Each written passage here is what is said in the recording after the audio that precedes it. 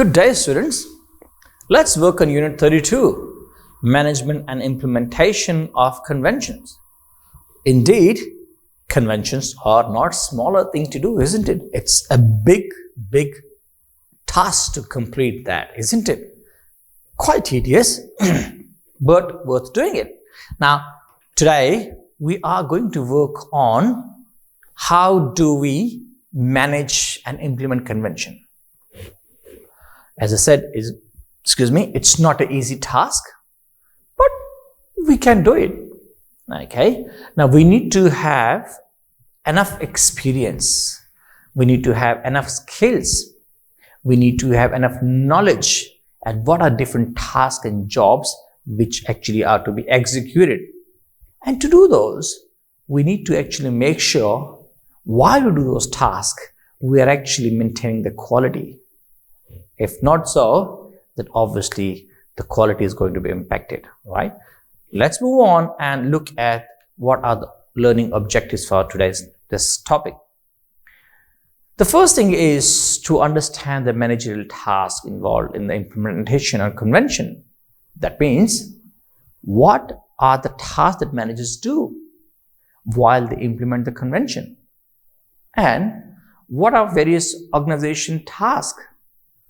Well, managers' tasks and operational tasks. So if you say anything about operation is that the actions and the activity. And management is the people who are sitting, who plan, who delegate the task, who organize those things. So there are managers who organize and plan, and then there are managers who are the operations manager who operate. Like giving a simple example, if I have to differentiate both of them, a chef is actually, I would say, he's the operational person who's in the kitchen, who starts cooking along with the junior chefs, and they get the food ready. But a food and beverage manager is a manager who plans the menu along with the chef, what types of menu will be there, what food will be there, and how will that food be distributed and whatnot. So that's a management task or managerial task. And here the chef does the operation task. I think I'm made it easy to make you understand, is it? Just asking. Okay, let's move on and have more clarification on that. So we discussed about committees that are to be put in place, especially when we are planning these conventions and we are executing these conventions and meetings. So the steering committee is a very important role player, and this committee really, I would say, is the lifeline of planning and management. So the steering committee has the overall responsibility of the operations. Yes, management as well as operations. That means it's a committee which takes care of everything, not just the chef, but also the food and beverage manager. So on top of both of them, right? I think this example will help you to understand. Now, the steering committee must also meet with each other. Now, I can tell you from the first-hand experience that I was actually involved in arranging a conference in one of the universities. So I was a part of the steering committee, and I was also the coordinator for that particular conference. Now, I do remember that we used to have, like, the planning used to start around 6 months early. So we did, it was not a huge conference, but I was expecting around 500 guests in total along with my students. Now, in saying so, we had to plan 6 months early. And at first it was every monthly meeting, then became every fortnightly meeting, and then became every weekly meeting. See how we were coming closer? The frequencies actually changed. And obviously, it also would depend on how complex this, how big the conference is, how complex it is. Now, moving forward from here, what we're looking at when we actually meet, we take a stock whether the timelines are maintained or managed or not. So the schedules are to be maintained. And if there is anything missing, what do we do and how do we fix it? The next thing is to monitor the operations are taking place as per the plan.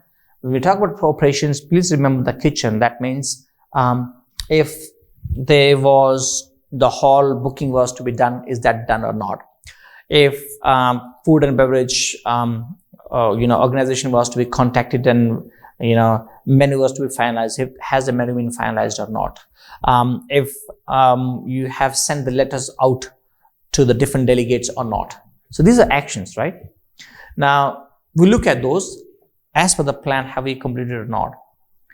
And then when we sit in the committee meeting, so we see maybe someone has picked up something which has not been done as per the plan, or something which was required, or we missed out, or we doing over. So all those things, we get a feedback of each other committee member, so that we have a different pair of eyes. Okay. Now, sometimes due to the policy, few things cannot be done. Now, if you actually try to recollect and go back, there are many policies. I'll give you a very good example. As a student, if you were in the classroom, were you allowed to use a mobile in the classroom? What was it taken as? No, mobile phones are not used in the classroom, right? Look at the COVID-19, how things have changed. We are allowed to use mobile phones for the classroom, isn't it? Things have changed. So we have to see similarly in case of our, convention, if there's any policy that needs to be changed and that's not implemented now. So now there is a social distancing. So if that social distancing, with the social distancing, can we have the same number of clients in the same building as we used to have before? And look at it, if the committee requires to be strengthened, if there's some other extra member needs to be in the committee, and obviously the steering committee must actually meet regularly. Having said that, when they meet regularly, they must meet prior. I was telling you that we used to meet, we start from 6 months early. And then we also need to actually meet during and even post-event. Why post-event? Post-event is very, very imperative. You know why? Because if there are some issues that we observe or they surface during the conference or convention, we actually need to take a stock why this happened so that it does not happen. We need to note it down. When you take a feedback, what is the feedback which has come? And obviously we have to evaluate the performance. How did we go? Was it as per the requirement? So all those things actually come as a part of the steering committee meetings, right? And those meetings, those recommendations that come out of it will be implemented in the next one. There's a very important role that comes over here is called secretariat role. Obviously, when you're dealing with hundreds of people or even 50, less than 100 people, when you are organizing a meeting or a conference or a trade fair or even a convention, there's a lot of background or the back of the stage work which is required. And that's, back of the stage work which is required, it's part of the planning and execution. But imagine if you want to climb you want to climb the floor, you want to go upstairs, but you don't have a ladder.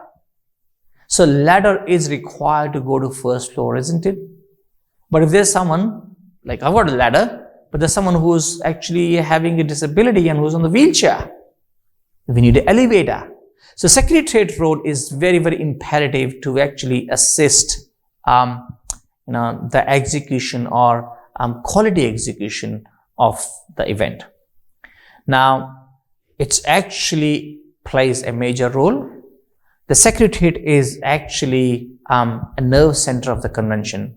When I say nerve center, what I mean to say is it gets all the information, when to send message to whom, who is the delegates, where to actually connect with, whom to connect with, then what emails to be sent, confirmations to be taken from the hotels, from the airlines, from the travel and tours. All those things are very, very important, and these all roles, they come from, your secretariat. And now there are various committees, right? A committee could be towards, travel, a committee towards accommodation. We will discuss these committees in detail later, or even reception for that matter. Now, the secretariat actually makes sure that the coordination among these, committees is there.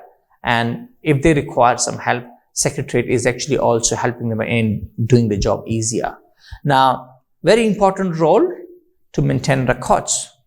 Okay. Now, obviously, when I say maintain records, we're talking about how many delegates are coming, from which location they're coming, where you have to pick them up, how you have to pick them up, when you have to pick them up, where are you going to stay, which accommodation they're going to use, and all such things are records, isn't it?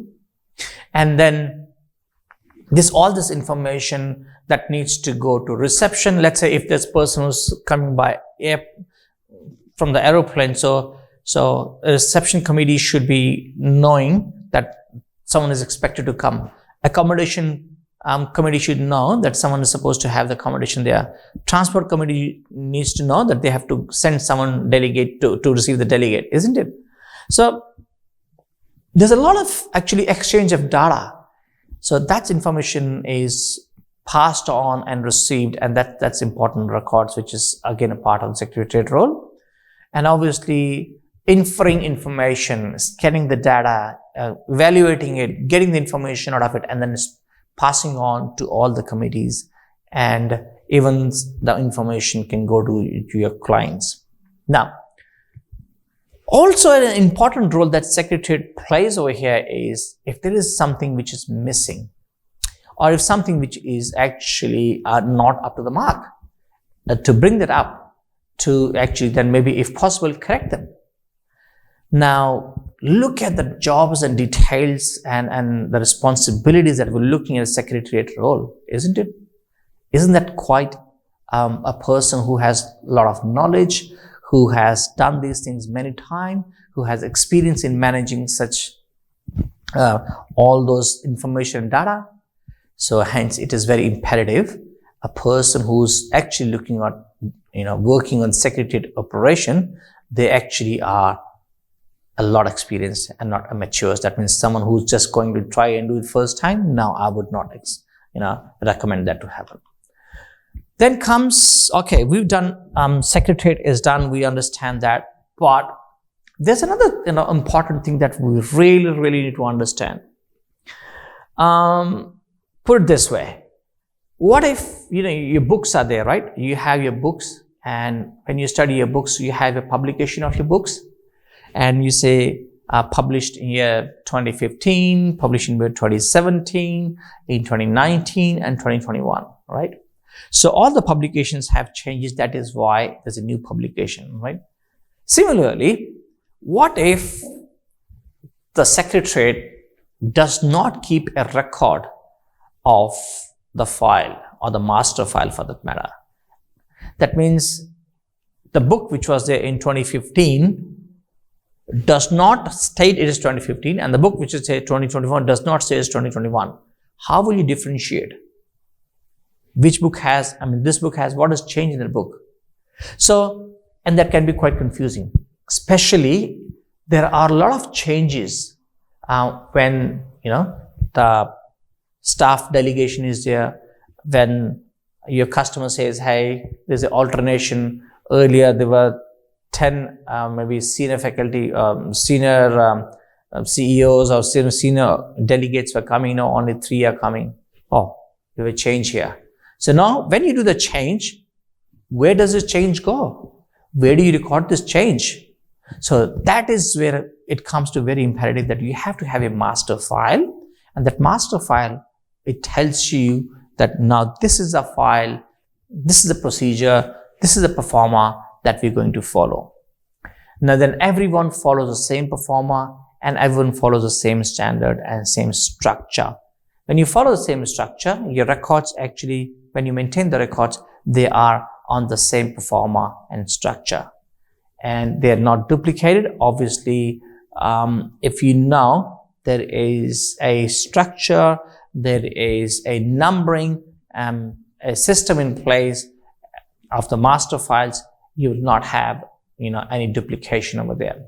Now then comes timelines of the messages to be passed.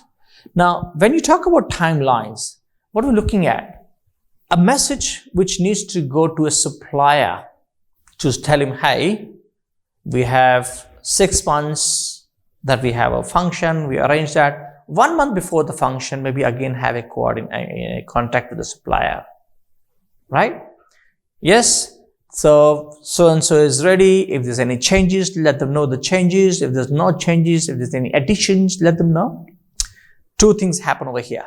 Number 1, you actually connecting to your supplier, letting them know, hey, a reminder, very, very subtle or a soft reminder, tell them, hey, just to let you know that next month is my conference coming, right? Second thing is, you're actually able to update if there's any change or something, because you're still within the timeline without any penalty, right? So this is where we say that, the information, the messages are passed on. And obviously not just supplier, you can pass on delegates too. I still remember when I have to go for a conference, I get conference alerts. If I book for a conference, I get alert maybe just a month before, then maybe fortnight, maybe a week, and then a day before, and the same day, hey, today. So obviously now there's a system in place, and computers tell us, Google Calendar is there that tells us. Now this needs to be done so that we are maintaining a relationship with the both clients as well as suppliers. Now, when you pass this message, obviously you have to record this message, isn't it? You have to record this message. Whom are you sending this message? When are you sending this message? And how are you sending this message?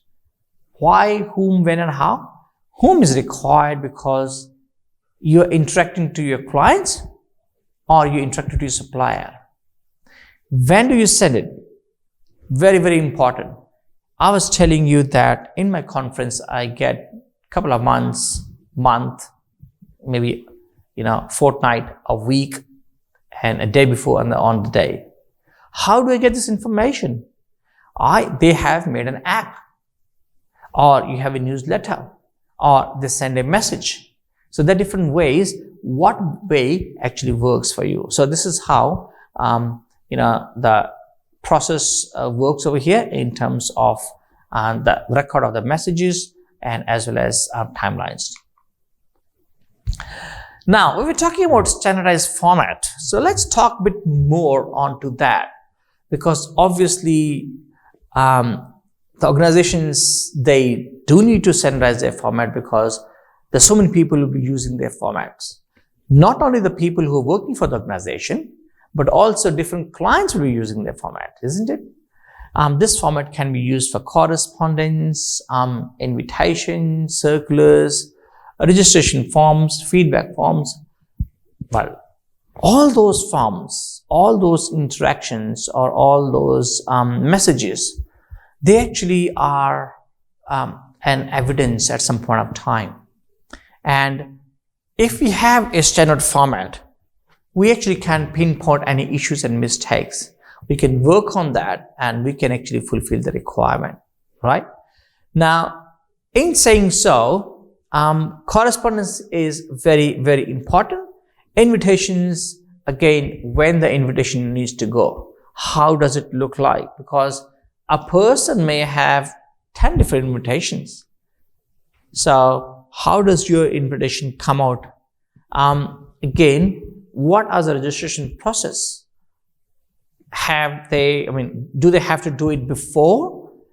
Because again, I'll take the example from the conference that I attend. So what they say is, they call it early bird price. So early bird price is a cheaper price. They ask me to submit money around 5 minutes early, or then if you are doing the same day, it will be expensive. And same goes with the feedback forms. So feedback forms again give them a lot of information about how we did anything. So with the standardization, there's another aspect that I'm going to take here is travel and accommodation. Now, when we're talking about travel and accommodation, we must follow that there is a very important aspect in travel and accommodation. Now, when there is a conference or a meeting, travel and accommodation is imperative. Accommodation maybe not, but travel is imperative. I may be going from my house because the conference is in my local town. I may not need to actually need accommodation. I just need to go take my car, go and be a part of the presentation. But what if there are a lot of people coming from different places and the lot of requirement of transportation is there? So in that scenario, please make sure it's again comes back to the Secretariat and also to the steering committee that the exact expense list is actually provided, which is travel and lodging expense list. What is the travel mode? What are different travel modes that the client can travel? Now, give you an example again. What if your clients are coming from maybe Mumbai and going to Ludhiana, and there's a small town there where there's a huge new factory coming up, and there is accommodation availability, three different types of accommodation availability. Now, at times it is included, at times it is not. Then it is your choice that what accommodation you want, how much you want to pay and whatnot. And then it must be with the clear fares and what are different lodging facilities available.